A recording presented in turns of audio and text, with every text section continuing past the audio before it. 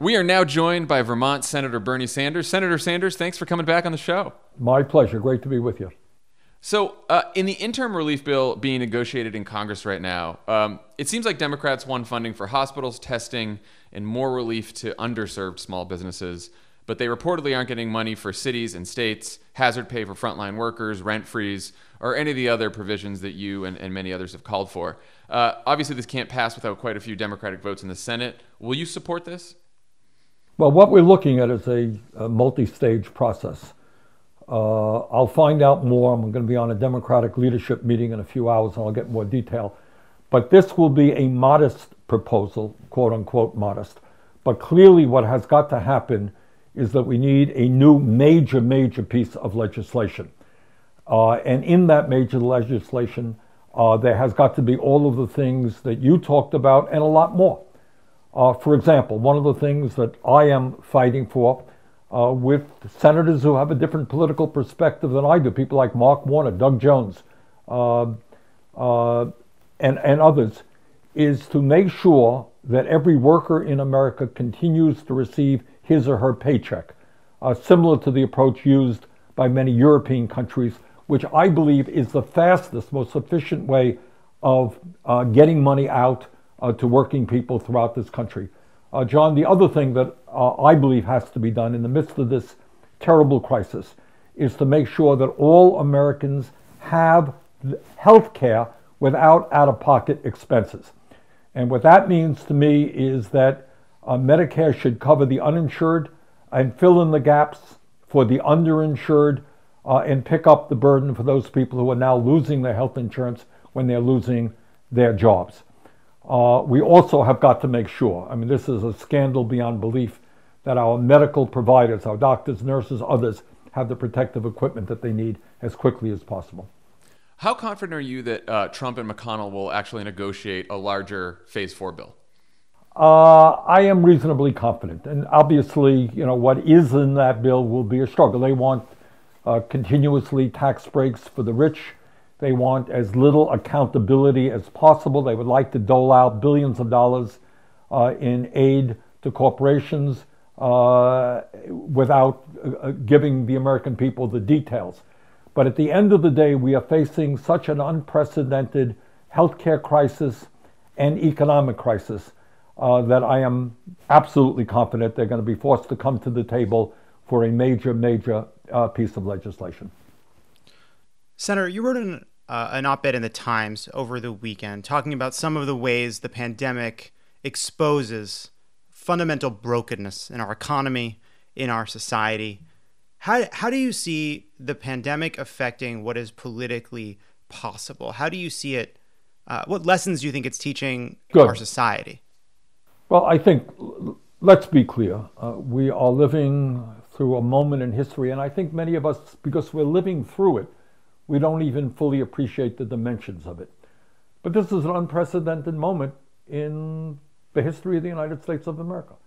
So we're looking at a horrible virus which is killing tens of thousands of our friends and our neighbors. Everybody is worried about their own health. They're worried about their family.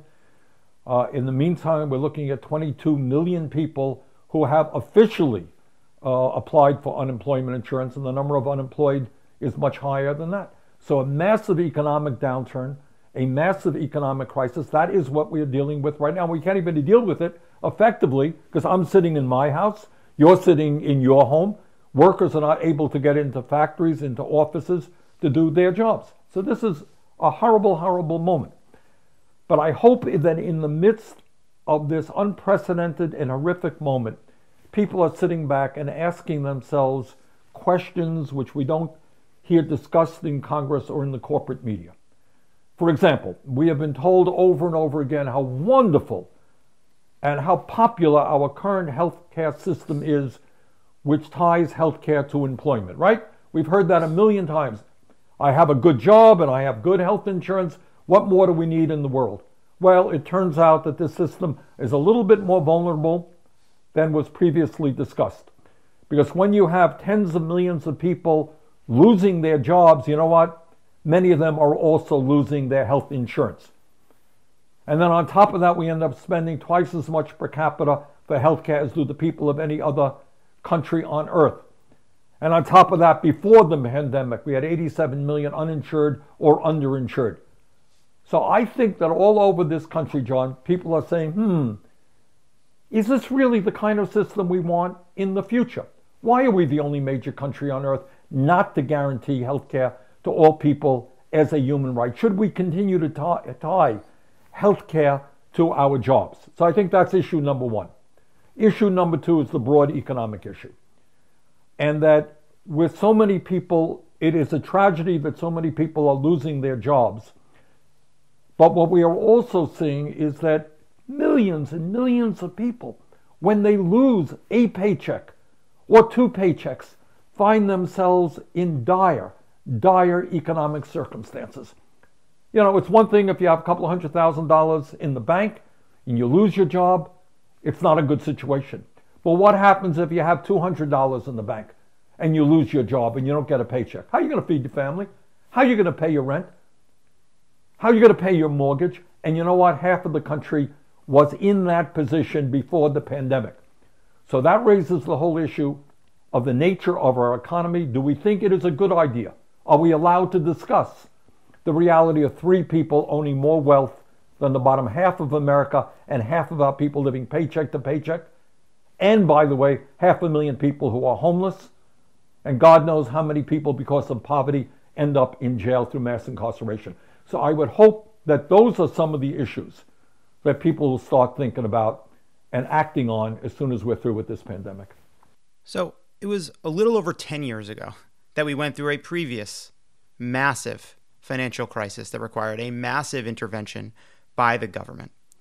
What lessons did you learn in how the government responded then that you think Democrats and Congress should be applying right now? Well, you got a couple of hours for that discussion, John? Because I remember that very well. That was not long after I was elected to the Senate, and that was in 2008, early 2009. And I remember the Secretary of Treasury in the Bush administration coming in and saying, look, we got a very, very serious crisis. Wall Street is about to collapse. Please give us $750 billion that we can distribute to our Wall Street friends. And on top of that, obviously, the Fed is going to provide zero interest loans or almost zero interest to the tune of trillions of dollars to corporations in America, banks in America, and central banks all over the world. Thank you very much. Please sign off on that. And that was with a few modest exceptions, some help for homeowners, not much. That was a bailout for the big money interest. And before the pandemic, at least, we find that Wall Street has more concentration of ownership than even before the bailout, and Wall Street is doing phenomenally well. So the lesson, and I voted, needless to say, against that bailout. The lesson to be learned is that in an economic crisis, our focus has got to be on the ordinary people, the working people, the lower income people who are struggling. We've got to help them. And while this last so-called stimulus bill of $2.2 trillion gave away much too much, $450 billion to the corporate world, there was a lot more in that bill to help ordinary workers than was the case back in 2008. And perhaps the most significant part, doesn't get a lot of discussion, is the fact that we put some $25 billion into the airline industry, not to help the CEOs, but to continue workers in that industry, 2 million workers continuing to receive their paycheck. You guys aware of that? 2 million workers in the airline industry continue to receive their paycheck. That's a model that I want to see applied to the entire economy. Obviously, we extended unemployment for workers, gave them $600 a week more, got a check for $1,200, et cetera, et cetera. So this bill was far, far from perfect. But there was a lot more consciousness, and the Democratic leadership stepped up to the plate. You know, I think the expression was workers first. Could we have done better? Yes. Must we do better? Yes. But at least this was not a complete bailout for Wall Street and the rich.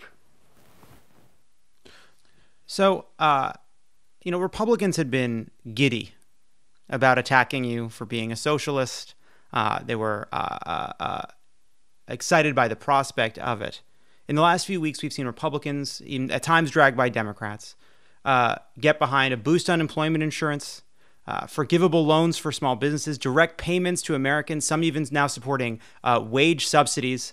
Did you ever expect to have so many Democratic socialists in the Senate with you? Yes. Democratic socialism is rippling right through the U.S. Congress, right? Yeah. Look, John asked me a moment ago, you asked me, one of the lessons that we've learned. Well, you know what? Turns out that right now, both economically and from a healthcare perspective, where are people turning to? They're turning to their government, that big, bad, terrible government. Well, when you don't have food in the pantry and you lost your job, you know what? You remember that you're a part of a democratic society, that we're all in this together. And that's called government, whether at the local, state, or federal level. So I do find it interesting, John, picking up on your point, that in the midst of this crisis, even the most conservative Republicans have now understood, for their own political preservation, I suspect, that government is going to be having to play an enormously important role in protecting their constituents. So it was interesting that in a $2.2 trillion bill, big government, not one Republican voted against that. So you've noted rightly that many progressive policies have the support of a majority of voters, and we've seen progressive policies like a $15 minimum wage win in some purple and red areas of the country, but we still don't see a lot of really progressive candidates win in places that aren't very blue. And the few that have won in more swing areas like a Tammy Baldwin or a Katie Porter tend to de-emphasize their ideological labels. How do progressive candidates win in swing states and swing districts? What have you learned from your last few presidential campaigns about this? Look, this is what I believe, and I have friends who disagree with me on this. I start off with the assumption, the correct assumption that you just brought forth, in that the ideas that we are talking about are not only the right ideas from a policy perspective, they're popular ideas as well. All right? So it's whether raising the minimum wage to a living wage, dealing with income and wealth inequality. There are a lot of Republicans who understand that maybe the top 1% should not own more wealth than the bottom 92%. Dealing with healthcare as a human right. Understanding that climate change is not only real but an existential threat to the planet. Conservatives understanding that we are spending $80 billion a year locking up our fellow Americans. Understanding that at this moment, when you got undocumented immigrants putting their lives on the line, dying in this crisis, that maybe we might want to move to comprehensive immigration reform, etc., etc. The fundamental dividing line, I think, between progressives and the Democratic establishment is that I believe that at a time when we have the lowest voter turnout of almost any major country on earth, the future of the Democratic Party has got to be aggressive in reaching out to disillusioned working people, some of whom ended up voting for Trump, to young people whose voting percentages are much lower than the general population, of getting a level of excitement in the political process that we have not had in the past. And I think the only way you do that, John, is by telling the truth, to be honest, by having the courage to talk about the political structure in America. Now, I know you know a lot about this. You've worked with President Obama and others. But, do we tell people, look, we are living in a nation in which big money has enormous influence, not only in the economic life of our country, but in the political life of our country. That we cannot continue to go to billionaires and wealthy people for campaign contributions. Because as soon as you begin to do that, you create, your views change. Whether you think so or not, they really do change. You're not going to take on the insurance industry. You're not going to take on the drug companies. Now, you tell me. I've campaigned all over this country, and any time I talk about the pharmaceutical industry, people boo like crazy. They hate the drug companies because they know that they're crooks, and they know that they're charging us, in some cases, 10 times more money for the same exact drugs than are paid in other countries. You tell me, do you think the Democratic Party has taken on the drug companies in anywhere near the degree that they should? Clearly, we haven't made any progress on actually doing something about it. You're being polite here, John. Well, the rhetoric is there. The rhetoric is there in all these campaigns, and then for some reason, the campaign's over, everyone gets John, elected, and nothing happens. But you're a smart guy. You know a little bit of politics. Yeah, the lobbyists are there, and the special interests, and it becomes impossible. I mean, maybe it has. Do you think that some reason might have to do with the fact that the drug companies have spent some $4 billion in the last 20 years on lobbying and campaign contributions? Oh, yeah, of course. Of course. And that's the issue. Can we deal with that? So if everybody in America understands that not only are the drug companies incredibly greedy, they are corrupt, they are engaging in price fixing, and we can't do anything about it. How do I talk to ordinary Americans and say, get excited, vote for this candidate, when it turns out that former leaders of the Democratic Party are now lobbying for the drug companies? Those are the truths. And I know they're uncomfortable truths, but those are truths that we have to bring out. And then people say, yeah, you're right, Bernie. Or you're right, Alexandria, or whatever it may be. We got to deal with that reality. And if you don't deal with that reality, you're not going to get people excited. And if you're not going to get people excited, young people, working class people are not going to vote. And if they don't vote, then the rich continue to dominate the political process. That's a long story. Last month, Alexandria Ocasio-Cortez said this about the progressive movement to the New York Times, quote, "There's so much emphasis on making outreach as conflict-based as possible, and sometimes I even feel miscast and misunderstood because it's about what tools you use, and conflict is one tool, but not the only tool." What do you think about that characterization of the progressive movement?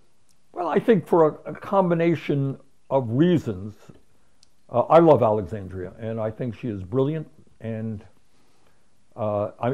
she has played an extraordinary role. This is a woman who has been in Congress for one term, and she has impacted America more than most members of Congress who were there for 50 years. I think the issue of conflict, I think there are two parts of it.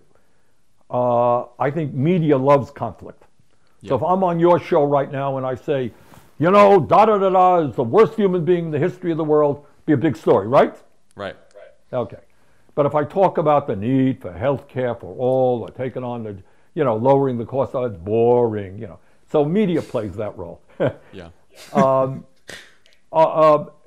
And I think, Alexandria's point is well taken, though, is how you bring people together patiently, without loud, verbiage of sometimes once or twice I myself am guilty of, is something that, we want to consider.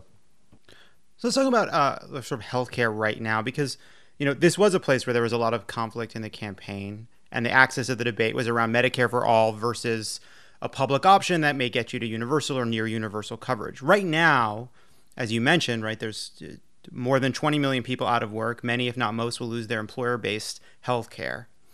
What do you see as the prospects? I mean, you mentioned trying to get them into the public system. What do you see as the prospects of getting those 20 million people, or whatever the number of people it turns out to be, into Medicaid, into Medicare in a permanent and ongoing way? Well, I think, John, that's a great question. And it's a question we're not talking about enough. And again, this is an area, I say to both of you, where I have not been impressed with Democratic leadership. Because the ideas that I'm hearing about healthcare are very, very weak and corporate-oriented ideas. To my mind, I think what the American people want to hear at a time when they're losing their jobs and many of them are suffering financially, they want to know that if they have to go to the doctor for whatever reason, coronavirus or anything else, they have to end up in a hospital for whatever reason, that they're not going to have to take out their credit cards or their wallets to pay the bill. That in this crisis, for the moment, that the government should be there in covering all of their health care needs. That if they have private insurance, that the government, through Medicare, in my view, will be there to supplement their out-of-pocket expenses. So I think the message is pretty simple. I think from the Democratic leadership, the message has got to be now, and I'm going to fight for this hard, is that during this crisis, no more out-of-pocket expenses. If you have no health insurance, Medicare is there for you. If you have private insurance and you have deductibles and copayments, Medicare will fill those gaps. There is some discussion, as you may have heard, about the government supplementing or funding COBRA. You've heard that discussion? Yeah. And frankly, I think that is an absurd idea for a dozen different reasons. It is really just a boon to the private healthcare industry. It is inefficient. It is unfair. Some people have good coverage today or had good coverage. Others did not. Why do we maintain that situation? So right now, I think the demand is healthcare for all during the crisis. And the day after the crisis ends, we make the case that healthcare in America must be seen as a human right, not something tied to employment. And, we're working with Biden's campaign. Obviously Joe does not believe in Medicare for all, but he does believe in the government playing a stronger role in terms of healthcare. And we're going to push him as hard as we can. Bottom line is every human being in the United States of America should receive healthcare as a human right, period. So on that note, when you endorsed Joe Biden, the two of you put together 6 task forces to discuss issues that were central to your campaign. It doesn't seem like he's going to wholeheartedly embrace your Medicare for All bill, but what additional policies do you think are realistic in terms of him embracing before he accepts the nomination this summer? Well, first of all, I had talked to Joe about this, and I very much appreciate his willingness to do that. I think Joe and the people around him understand that if he is going to win, and I'm going to do everything that I can to see that he wins, because it is preposterous to conceive of 4 more years of Donald Trump, that if he is going to win, he is going to have to reach out to a constituency which has not been overly enthusiastic about him. And that's just a fact. They understand that. I'm not saying anything out of school here. Everybody understands that. So I think what these task forces are about, and I think once the names are released, and I think we're close to doing that, you're going to see really, really strong people on both sides representing, the Biden perspective and the Sanders perspective. And the issues to be discussed are the economy in general, healthcare, immigration, criminal justice, climate change, and I'll think of it. I forgot. There's a 6th one as well. And you will see a coming together of our people saying, look, I know you can't go to Medicare for all, for example. All right, that's not your view. What can you do to guarantee health care to all people? How do we move toward Medicare for all? In terms of criminal justice, I believe you're going to see some real movement on Biden in this regard. I think he does feel very strongly about the absurdity of locking up people whose crime is that they have been poor and have not had the education that they need. So I think you'll see some pretty big steps there. I think on climate change, I think where the Biden campaign will acknowledge to you they have not been strong. I think you're going to see some real movement in that area as well. That's good. So last question. New York Times spoke to a few dozen of your supporters last week, and there was one young man, a 24-year-old African-American who's registered in Pennsylvania newly, and he said, if I happened to be at my polling place, I would vote for Joe Biden, but I'm not very enthusiastic about him whatsoever. What would you say to that supporter about why he should get to that polling place? Well, I think that's the challenge, exactly the challenge that Joe Biden is faced with. So I say to that supporter, but before I say to that supporter, I say to Joe, that is the guy you're going to have to bring in to the polling booth. And the way you're going to do it is to make him appreciate and believe that when you are elected president, and again, I will do everything I can to make that happen, you're going to stand up for that guy. And that you have the guts to take on powerful special interests who this fella understands in many ways are destroying our country. So, I mean, a lot of that burden it's not just on me, it's more significantly on the Biden campaign. But to that person, I would say this, look, I am so grateful for the support that we have received all over this country. You know, John, we had millions of people knocking on doors, contributing to our campaign, and from a personal perspective, that is It's something that I will never forget, and it means the world to me. But right now, I say to everybody out there, I don't know that this country survives 4 more years of Donald Trump. I don't know that we survive as a democratic country. I don't know how you have a president who has shown time and again that he doesn't believe in science, whether it's the coronavirus or climate change. I don't know how we survive as a nation when you have a president who wanted to throw millions of people off the health care they already have, who lies every single day, who's a racist and a sexist and a homophobe and a xenophobe, And what we all have got to do, being involved in politics is about. It ain't easy stuff. Believe me, I wanted to become president of the United States. I really did. Thought I would be a good president. Thought I was the strongest candidate to defeat Trump. All right, didn't happen. So I can't walk away, and nor can I believe anybody in America. So what we have got to do is 2 things. We got to work as hard as possible to defeat Trump and elect Joe. But at the same time, we've got to put as much pressure at the grassroots level on the Biden campaign to be representing the working class of this country, the middle class of this country, and having the courage to take on powerful special interests. So that's what I would say to that particular fellow and anybody else in the country. That's a pretty great answer. Senator Sanders, thank you so much for joining us, as always. Please come back again and stay safe and healthy. Well, John, you too. And look, we need serious political discussion in this country, and thank you for you and your staff for helping to make that possible. Keep up the good work. Thank you, Senator. Take care. Bye-bye.